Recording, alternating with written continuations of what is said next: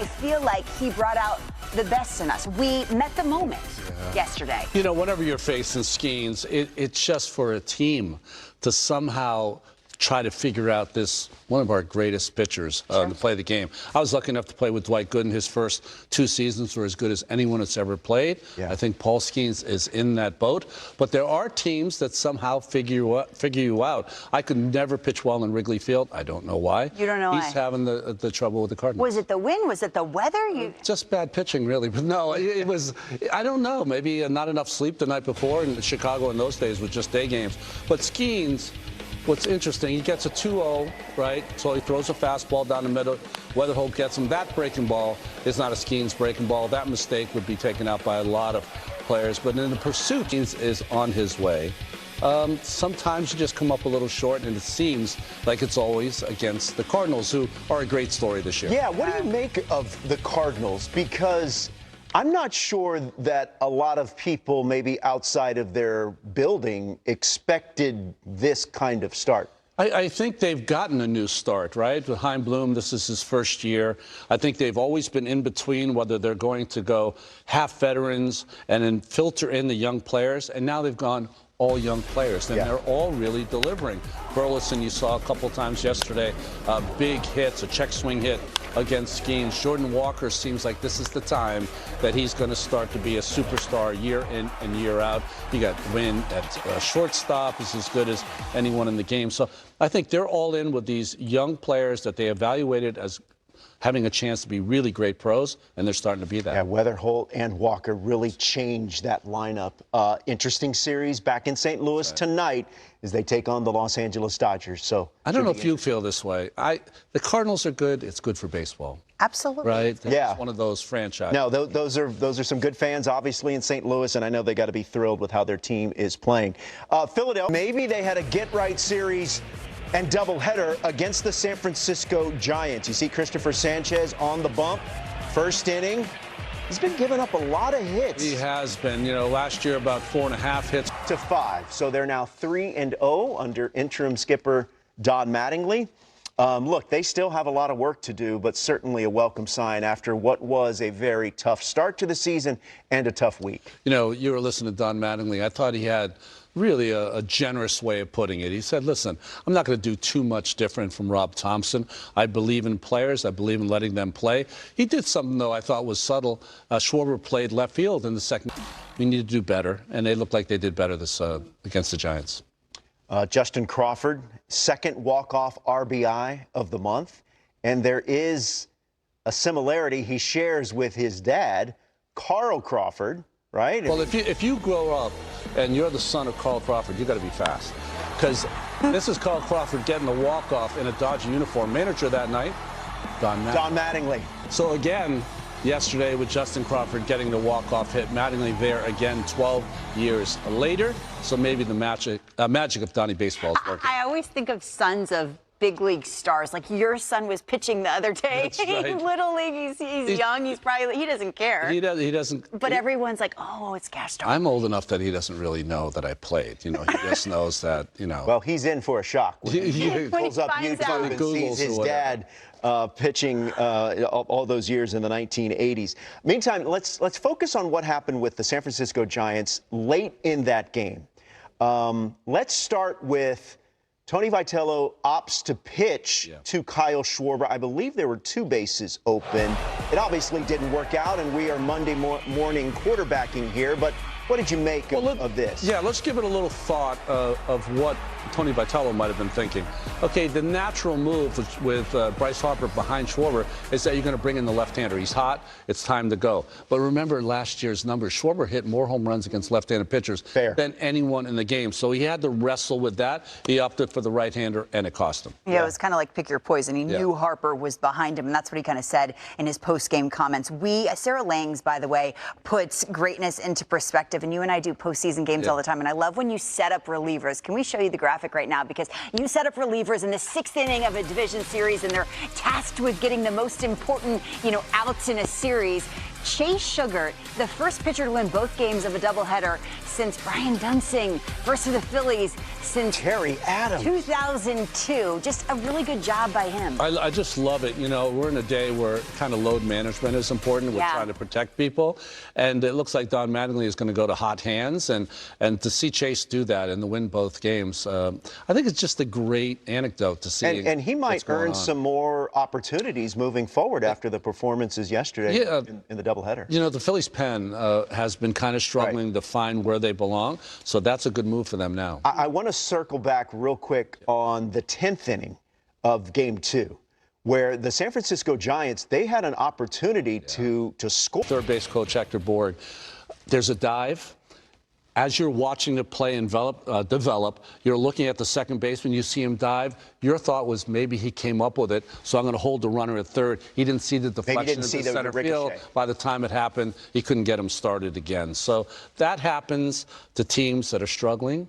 You know, you're just on the other side of it all the time. The NL East, by the way, bananas. Braves, Marlins, Nats, 1, 2, 3. Just the way we drew it up. The Giants are in St. Petersburg beginning tonight to take on the Tampa Bay Rays, so it doesn't get any easier for them. It does not. I will give you one guess as to who leads the National League Central. Win it 6-4. First win of 2026 for Andrew Abbott. He was so human in his postgame. He talked about how him and his pitching coach just put their head down, went to work, trusted the sweeper. He was kind of hunched over more last year, standing up straighter, just trying to find it. What's that like? That's the kind of work we don't see as fans and media. I think what happens for this game humbles you. So at some point you have to go back to the drawing board and try to make things simpler as opposed to more complex. I think, you know, today's pitchers have 6 and 7 pitches to think about. But I think sometimes when you're struggling, it's go back to really good pitchers. And Lodolo and Burns and Williamson, you said, just got hurt. More importantly, they're going to get Hunter Green back at some point. That's huge. So maybe embarrassment for riches at some point for this team that is playing as well as any team in baseball. Yeah, the Reds begin a very interesting series tonight in Pittsburgh. Brady Singer will get the start for the Cincinnati Reds. But you said it, that National League Central. It's going to win it. I don't know. And I hope it's this way as you know. As fans. As fans. Remember, we used to always talk about the Central, like they're a 500 record division. I hope this continues because it's a lot of fun. All right, we're just getting started on this Friday edition of MLB Central. I like your outfit, Robert. Thank you very much. I like yours, even 10 though out of 10. your boots, they dwarf The me. boots with the fur? Yeah. Well, I wasn't going to say it, but yeah. Shout out to Flo Rida. Shout out. Up next, the Brewers. If James Wood had robbed Juan Soto's home run. So you got robbed of a home run and you still won with a 2 for 3 with a double and a single. Patrick is so good at this right now. He is red hot, but due to get cold. I mean, he's about to get cold because what we realize is he can't hit the curveball. So we're going to start feeding him curveballs along the way here. Tim had Bryce Harper, who was 1 for 4 with a single yesterday. The TV folks, our producers there, Mike and crew and Alex, they took Hunter Goodman yesterday. It was 0 for 5 with 3 strikeouts. Jeez. I mean, so, but you know what? Listen, you're due. 0 for 14, but you're due to get things going. And Eduardo took Carlos Cortez, who was 1 for 4, and I took Munetaka Murakami. And the White Sox did not play yesterday. They did not have a game. You know, when you're doing the show, there's so much stuff. Okay, the X. Oh, it's an exclusive X right there. There's so much that goes into running the show that I sometimes have a hard time keeping up with everything. At least that's my story. All right, Darwiwi, what are you going to do today? I was about to say, that's the one thing that you're always talking about before we even get to that segment of the show. So I don't want to hear that as an excuse. You're always, okay, I got to figure out during the breaks. I got to figure out who's going to be our morning matchup. So don't try to use that as an excuse, Steve. But I got to get so ready to do the reads and all these things on here. It's not easy being me. Yeah, you were real ready to do the reads today.